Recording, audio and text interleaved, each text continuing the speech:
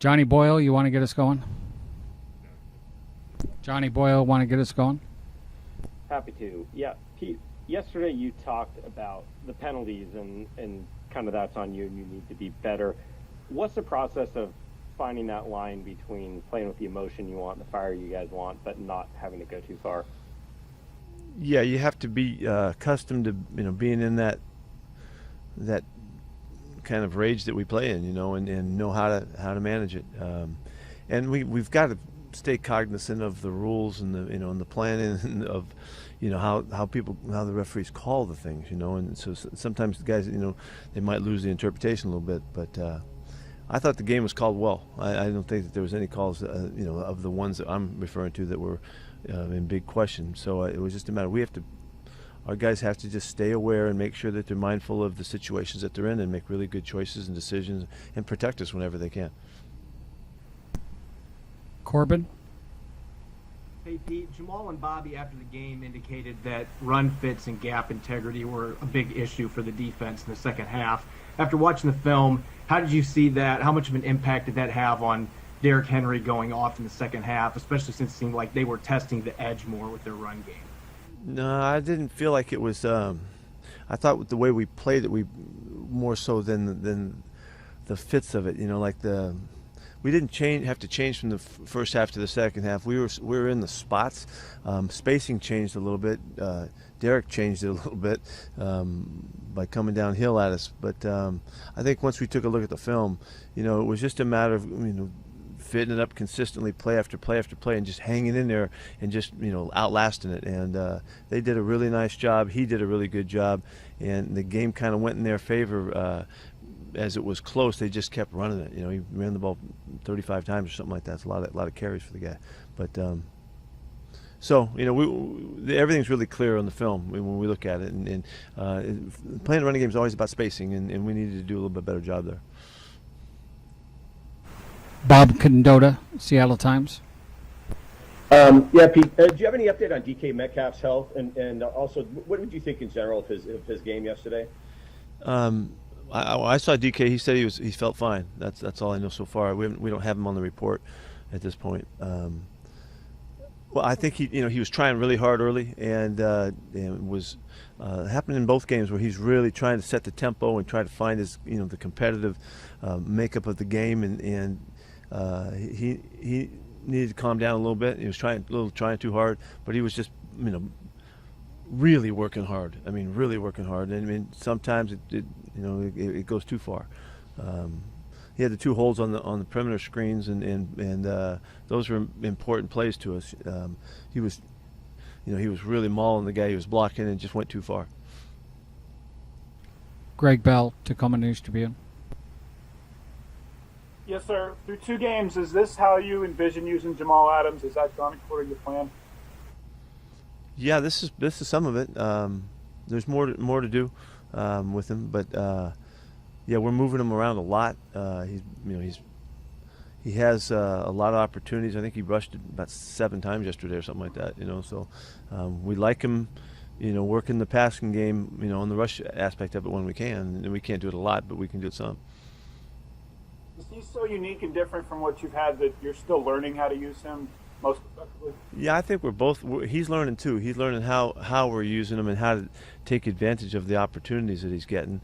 And he's really an aggressive player, so he really goes for it. And so he has to figure out how to manage that to fit in with his assignments and stuff. But there's more stuff to do with him. We haven't called everything that we have, but he's going to continue to be an active part of it and continue to be moved around.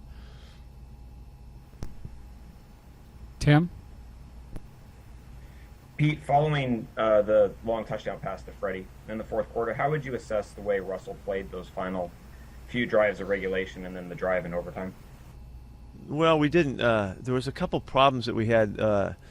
When Russ had an early snap that messed the timing up on a route, and there was a couple things that didn't allow us to function. We didn't function as well down the stretch, and that's what I was really disappointed with. But the last sequence, he was very aggressive with the shots we took, and as we look back, we would say, okay, let's dump the ball off, because we didn't convert on him. but he had been successful being really aggressive in the game, and he was trying to just keep going, keep pushing it. But so I wish he would have been able to keep us moving with a couple checkdowns late in the game, in the overtime in particular. But we were playing with confidence. We were going after it, and he tried to take advantage of it. Michael Sean. Pete, how'd you assess your corners, DJ and Trey? Well, they managed through the game. I didn't like the big post route. That was a safety help as well. But for the most part, we got beat on a double move one time with Trey. Didn't look good, but they're hanging in there. They're battling. We mixed a lot of different coverages and a lot of different stuff that they did. They were involved with run support quite a bit too in the game. Like the one on the big play we missed, but they're battling. Art. Pete, on the last Titans' last drive to the tying touchdown, Tannehill hit on 7 passes, almost all out of the no huddle. I'm wondering what happened with the defense. What was so hard about getting a stop in there with? I'm not sure. It might have been 5 of those were checkdowns, and we were zoning up and changing the ways we were zoning, and he just was real comfortable checking the ball down. So I wish we could have kept them to lesser gains, and wish we could have kept him from being able to be that consistent, because that was enough for them at the time. They've got those guys out there, so we were really working their good guys and trying to make sure that we would stay on them. And the zones allowed for the checkdowns, and they made too much. They were consistent, and he did a nice job of taking what we were forcing them to take, and it was good enough in that drive to move the football. Brady. Pete, what do you think of the start that Tyler's off to? Yeah, it's pretty spectacular.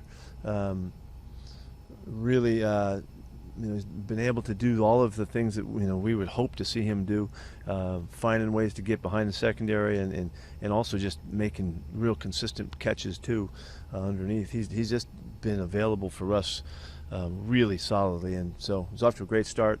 That's really good for us, and whenever either one of the guys gets hot, it makes a difference for the other guy, and it'll help us out with getting the ball to DK and getting the ball to tight ends, which didn't happen in this game. But he's doing everything we're asking of him right now. He's doing great. Some of his catches aren't just your typical pitch and catch. I mean, these are difficult plays that he's making. Where do you think that comes from, that neck? Oh, he's always had it. He's just as natural a catcher as you can get. It showed up in his college film. He was a fantastic player. He's always been. He's got remarkable hand-eye coordination, and also just confidence to make those plays and be so comfortable. He makes them look so easy, and so graceful. He's really talented, and very confident. Jackie. Hey, Coach, you touched on it last night, but Bobby with the 20 tackles last night, setting a new franchise record for a single game. Just his performance over the last 2 weeks, what have you thought of it? Yeah, he's off to a great start. Been extremely active. Yesterday's game was he had 40 runs to deal with, so he's going to be involved in that for sure. But he did a nice job in the passing game. He's just playing really good. He's really on his game. He's handling everything really well so far. He's doing great. Curtis. Yeah, Pete, you said it was really clear on tape. What stood out? What was clear? What struck you the most when you went back and watched it? Well, the thing that bothered me the most about the game was how we failed to make the good decisions at the time of the end of the play, and we gave him 75 yards and 5 penalties. 5 major penalties, and that was really disruptive in the game. We had slugged it out throughout, and those changes in the field position, it just disrupted the flow of the game for us, and it made us adjust the momentum that we would build, and big play, and then here we go, we stop them, and now they get the ball first down again, on a third down, couple plays. It was really obvious that the rest of the game was just a slugfest for us on defense. And offensively, what was obvious is that we never really found the rhythm, because we scored so quickly in the first half when we needed the running game that needed to be developed during the course of the game, we didn't have it, and so we just didn't finish the game the way I would love to have finished that thing, because we had a chance to hold it and work the football, and so all of those things that kind of seemed clear coming out were pretty obvious watching the film, and there was a game to be won there, and that's why it was, it's a real disappointment to let them get away with it. Noda, Seattle Times. Yeah, Pete, there's been a lot of chatter about the taunting penalty. Obviously, DJ got the one. I guess, do you have a view in general of that rule and what the NFL is trying to get done with that? Yeah, I really respect what they're trying to get done, and they would like the game, to not have that in it. It's a hard transition. You saw how what it took for us to get a penalty there. I think we've opened up a bit of a can of worms, and so we have to find our way through it here as we go. I don't know how other teams are doing with it, but it hasn't worked well for us so far. But it's clear what the rule is, and so we just have to react the right way. It's the reaction of the player in the moment that we have to train, and so you got a lot of guys that have to deal with those explosive moments, and they've got to really turn their focus away from the opponent, which it's a good thought. It's hard to manage it. Well, yeah, Pete, just wanted to get your thoughts on how Al Woods played, the 7 tackles and the sack when you were missing Brian Monet, so you maybe needed even more out of him. Yeah, Al played a terrific football game. There was a ton of plays he was involved with, not just making the tackle, but contributing to the blocking scheme and keeping linebackers free and all. He had a lot of responsibility in that yesterday, and he really held the line of scrimmage great, pushed the pocket well, had a great sack for us, and was a factor, pushing the middle in some of the pass rushes that other guys had success on. So he just played a really good football game. He had to play a lot of plays yesterday. With Brian not there, I think he and Puna both played 60-something plays, and that's a lot of plays for those guys to play, and we missed Brian. Was there any concern or kind of curiosity about how Al would be coming back after taking the year off? Yeah, I was concerned about it, and we talked a lot, and he said he had worked really hard to stay in really good shape, and you don't know till you see the guys, and he came in, he has been just rock solid throughout all of the work that we've done. We've given him some breaks on certain days, but all in all, he's been able to do everything, and he's really performing well. And it's kind of like he bought a year, and taking that year off. So the work ethic that he put forth didn't make that put him at a disadvantage. He came back really, really good. Greg? Sir, where's Sidney Jones on his acclimation to the defense process? It's all practice stuff and a little bit of special team stuff so far. It's a little bit of a challenge for us to get him, and really blessed too, to get those guys enough really good reps to see them on our field with us, and so I'm accumulating, like I think I said this last week, I'm accumulating reps of opportunities and stuff as they work. And we're, both those guys look good. They look like they can help us. We just have to kind of make the call when it's time to give them a chance to play. And it's not a position that we've rotated guys regularly over the years. So we have to wait and see how that fits. And then for clarification for fans on the new taunting rule, so by letter of the law, if Reed turns his back to the receiver there and just yells in space to the crowd, it's okay. Yep. It's directing the aggressive movement or whatever or gesture at another player, and so you got to, what we're talking about is always celebrating with your teammates, and we've been practicing it and making a big deal about it because it is one of the main new things that they've emphasized, and as always, that's what they call, and so. I don't think it's bad for the game. I just think it's hard for the guys to do in the moment, and so they just got to learn and train, and we got to do a better job. That's why I have to do a better job of putting us in situations and making sure we're monitoring it really carefully and helping our guys train. AJ? Coach, you mentioned how hard it was to sort of get the offense in a rhythm in this game, and that the run game hadn't really developed through the first half. So in the second half, when you needed it, it was hard to rely on it. At the same time, I imagine it's hard to be upset when Tyler Lockett and Russell Wilson connect for that 51. So how do you, as you and Shane sort of work through the play calling and the strategy for the game, how do you balance those two things, knowing the moon ball is possible, but maybe to establish the run game? No, it's a really good question, because are you frustrated that you're having success, in whatever way it is? No. But there's a price to pay somewhat when you haven't run the ball with any real consistency and had to rely on it to develop and to count on it, know the plays that you need to go to and the schemes that are really hitting it, and all of that. So and also you get drawn to it, that and maybe that's why Russ was so aggressive with the ball late. We had hit some really big plays and had some good opportunities, and the guys are coming through and making the plays for him, so he's giving them a chance. The ball he threw to Tyler, the first one in overtime, was a phenomenal throw. We're just a hair out of bounds, but it was a phenomenal throw, and Tyler was up there to catch the ball. If he'd been in bounds, I bet he caught that ball. So it's a little bit of a trap in that regard, but certainly we wouldn't change the success that we were having. And so we didn't have the ball that much because we scored so quickly. The 5-yard sequence there, the 2-minute sequence is totally different than everything else, and then 3 other big shots, and so just the way it went, and we weren't complaining about it. We just the way the game turned out. I wish we would have got into the rhythm in the third quarter, in hopes of being ready to finish it well.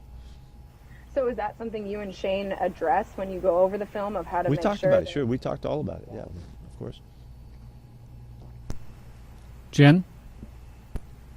The tight ends didn't seem to be as involved yesterday as they were in week 1. Is that a function of the opponent or just the way the offense was functioning? It just went that way, Jen.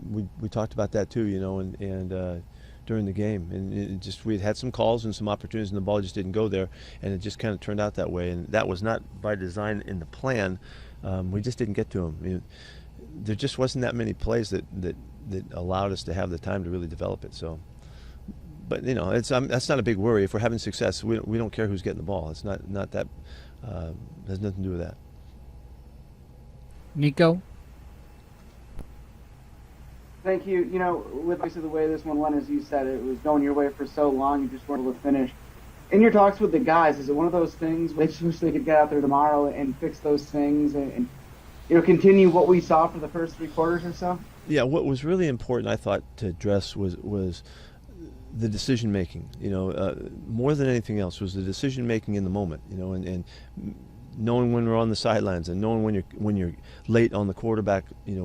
Where you have to make the right choice of how to make your contact, and sometimes it's just so split second that they can falter, and that's both of the ones that we had were just bang bang hits, and we have to get our head out of the hit, and we didn't get it done either time. That's not a new emphasis for us, but we just have to emphasize the conscience that it takes, that has to override the moment, and the conscience of you're performing for your team, and these are the rules, and here's how they call it, and the discipline that it takes to get out of those situations, carefully. Last week we had a couple of plays on the quarterback at the Colts.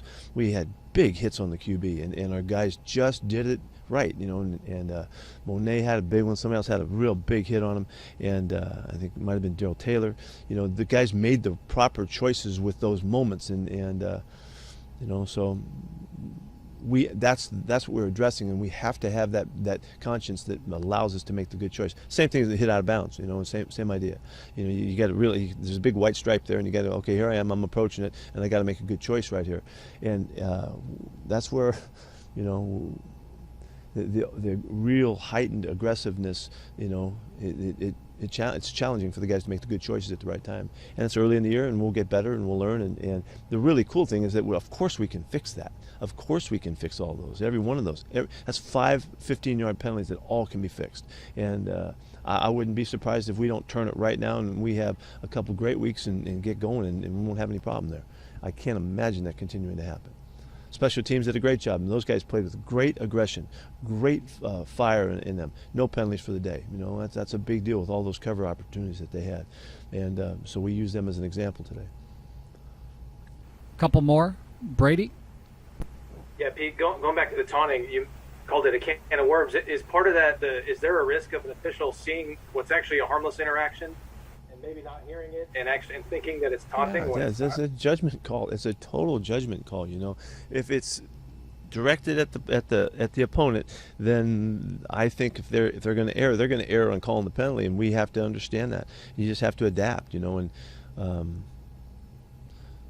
there's another play on the film where a guy, made a very aggressive movement, but he was turned a little bit, so it didn't look like it went at anybody, so it was okay, and so they made a good choice. I don't think it was like I said, I don't think it was a bad decision. I just think it's there's a lot of fire in this game, and there's a lot of juice that happens, and there's moments, that just draw the most, guttural reaction, and sometimes, we just have to be there and figure it out how to and how to celebrate, and so we'll get that done. What did DJ do or say to draw that penalty? He didn't say anything. He just kind of, I don't know the words he said. I don't know that, but it was just a flash of an instant, so I was not quite within earshot there, but anyway. Either was that. Thank you. Thanks, Brady. Last question, Art. Pete, in your only possession of the third quarter, you got to the Tennessee 47, 3rd down and 2. You called a timeout, and the play went to Carson for a tackle for a loss. What broke down on that play? It was just our edge, our edge block that we had to make. Chris read it as a chance to bounce the football outside, and hold on, let me go back. It was an unusual look, and the edge block didn't take advantage of the opportunity to get the guy coming off the corner, and Chris needed to feel that and stick it up inside. We just didn't quite get it done, and so it was a combination of Will was right there trying to figure out how to make the edge happen, and then Chris needed to complement with it and really turn it up and see if we could hit it. That's what happened there. We could have gone the other way with the play as well. We didn't, though. I'm sure that's exactly what you wanted to hear, Art. Well, I was curious if Russ changed the play once he got out there. No. He had the freedom. How are we doing? Thank you, everyone. Okay. See ya.